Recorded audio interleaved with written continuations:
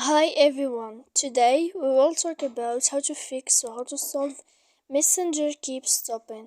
To know how to fix or how to solve Messenger keeps stopping, you should just go to settings like this. You will click. After that, in this page you will go to apps, default apps, app settings. When you will see this page, you will go down to find the application of Messenger. In this list, you will go down to find the application of Messenger.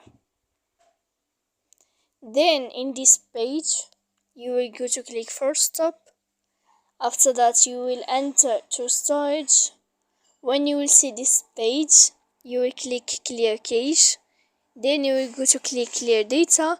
And after all that, you can turn off your phone. So please don't forget to support us by like and subscribe. See you next time.